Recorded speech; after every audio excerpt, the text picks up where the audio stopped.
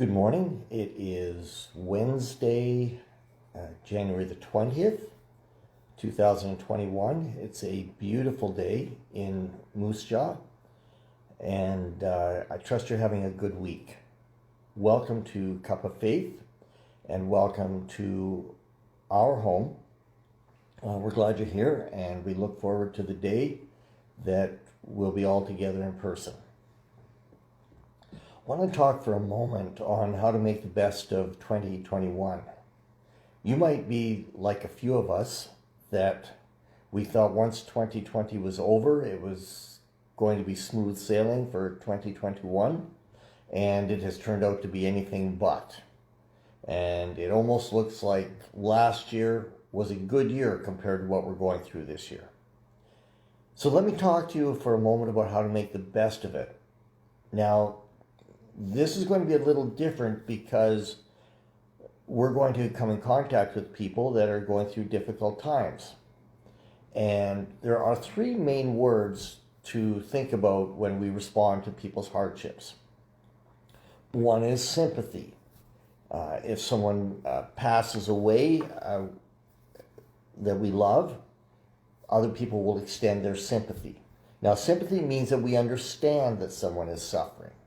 It's more cognitive in nature, and it keeps a certain distance from people. It's like care by arm's length. The second word is compassion. Now, we're often familiar with that from the sense that Jesus had compassion on people. And compassion is when those feelings of being aware of someone's need, it translates into feelings and thoughts that will include the desire to help. So we don't just watch people, we help people. And the last is empathy, and that's the word I really want to focus on today. Empathy means that we are experiencing someone else's feelings. When you lose somebody and you suffer grief, somebody has empathy because they understand that feeling, usually because they have suffered grief themselves. Someone loses their job and someone else understands that feeling because they have lost their job. You go through financial difficulty, someone else understands your feeling because they have gone through financial loss. And in essence, it's saying, for example, I know your fear because I have known fear. I talked to a friend of mine, a very close friend of mine this week, and they told me that they are facing surgery very soon. And we're both at the same stage of life. Now, I have not experienced surgery, but I have experienced physical limitations because of my age.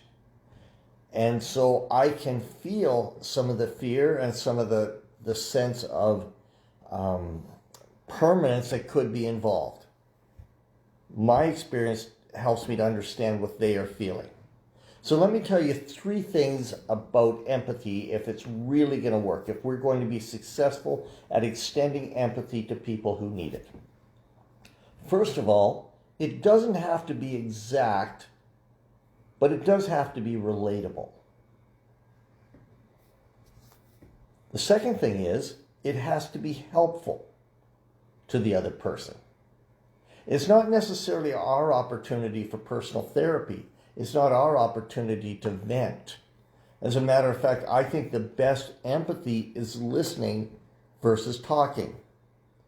And the third thing is that it comes from our own experience, not someone else's, or it comes from our experience, not vicariously. So you don't relate the experience of something you read in a book or you saw in a movie. You relate what you were personally going through. Now, 2 Corinthians chapter 1, verse 4 from the New Living Translation says, "He comforts us in all our troubles, so that we can comfort others." That's our experience. And it's also out of the resources that God has given us. Let me continue. When they are troubled, we will be able to give them the same comfort God has given us. Allow me to read that just once more. He comforts us in all our troubles so that we can comfort others. When they are troubled, we will be able to give them the same comfort God has given us. This is empathy. We feel what they feel because we have gone through maybe not an exact same experience, but something that is relatable. So why is this our cup of faith today? It's our cup of faith because 2021 is going to be a season where we can do greater things.